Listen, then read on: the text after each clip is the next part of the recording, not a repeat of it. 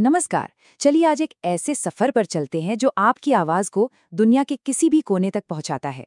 Digital signal processing की इस दिलचस्प दुनिया में आपका स्वागत है, जहां हम एक सिग्नल की पूरी कहानी को उसके जन्म से लेकर मंजिल तक समझेंगे।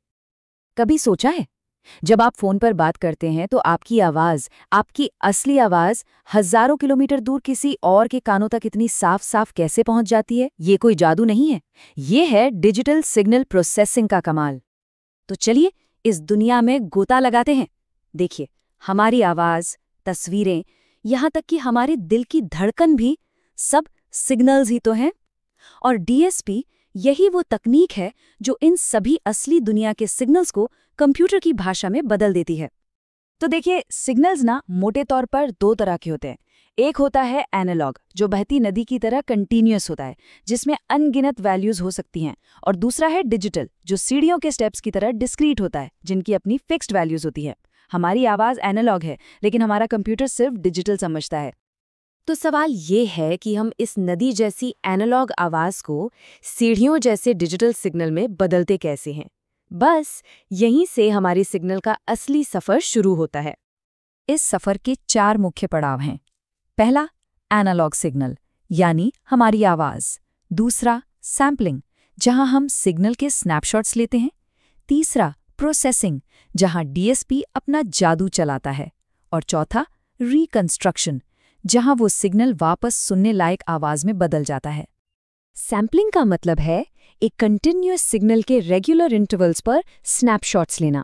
इसको ऐसे समझिए जैसे कोई क्रिकेट कमेंटेटर है जो हर गेंद का एक्शन लगातार नहीं बता सकता, लेकिन हर कुछ सेकंड में स्कोर और जरूरी एक्शन का अपडेट देता है। बस यही सैम्पलिंग है। लेकिन सोचिए, क्या होगा अगर वो कमेंटेटर बहुत धीरे धीरे अपडेट दे? तो सुनने वाले को तो मैच का असली एक्शन समझ ही नहीं आएगा।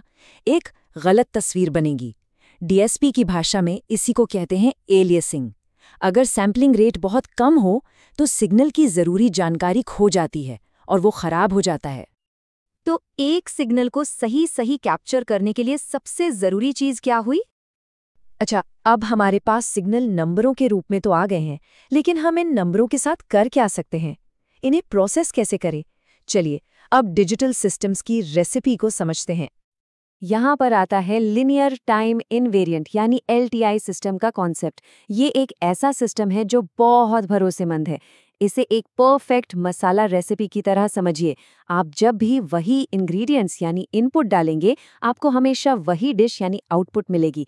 इसका व्यवहार समय के साथ बदलता नहीं है। अब इस सिस्टम के व्यवहार को अच्छे से समझने के लिए हम इस्तेमाल करते हैं जेड ट्रांसफॉर्म का। ये एक मैथमेटिकल टूल है जो हमारे नंबर्स के सीक्वेंस को एक ऐसी भाषा में बदल देता है जिससे सिस्टम का बर्ताव साफ साफ दिखने लगता है। और आसान शब्दों में कहें तो जेड ट्रांसफॉर्म उस सिस्टम को एनालाइज करने का एक सीक्रेट कोड है। ये हमें सिस्टम की रेसिपी यानी उसके transfer function h of z को समझने में मदद करता है। इससे पता चलता है कि सिस्टम किसी भी इनपुट सिग्नल के साथ क्या करने वाला है। तो बताइए, एक डिस्क्रीट सिस्टम की रेसिपी यानी उसके बिहेवियर को समझने के लिए हम कौन सा टूल इस्तेमाल करते हैं? तो जी ट्रांसफॉर्म से हमने सिस्टम को समझ लिया, लेकिन अब बारी है सिग्नल के अंदर झांकने की। देखिए, हर सिग्नल का अपना एक डीएनए होता है जिसे हम उसका स्पेक्ट्रम कहते हैं।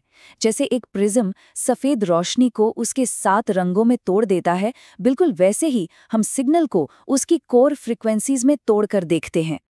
और इस काम के लिए हमारा टूल है डिस्क्रीट फोरियर ट्रांसफॉर्म यानी डीएफटी। ये हमें एकदम ठीक ठीक बताता है कि हमारे डिजिटल सिग्नल में कौन कौन सी फ्रीक्वेंसीज जैसे कि बेस और ट्रेबल कितनी कितनी मात्रा में मौजूद हैं। यहाँ आप देख सकते हैं कि डीएफटी हमें कैसा नतीजा देता है। ये साफ साफ दिखा रहा है कि सिग्नल में लो फ्रीक्वेंसी यानी बेस ज्यादा है और बाकी फ्रीक्वेंसीज कितनी हैं। डीएफटी बहुत पावरफुल है। ये हर फ्रीक्वेंसी को बहुत बारीकी से चेक करता है, लेकिन इसमें एक दिक्कत है, ये बहुत धीमा है क्योंकि इसे बहुत ज़्यादा कैलकुलेशंस करनी पड़ती हैं। और यहीं पर होती है हीरो की एंट्री, एफएफटी यानी फास्ट फोरियर ट्रांसफॉर्म।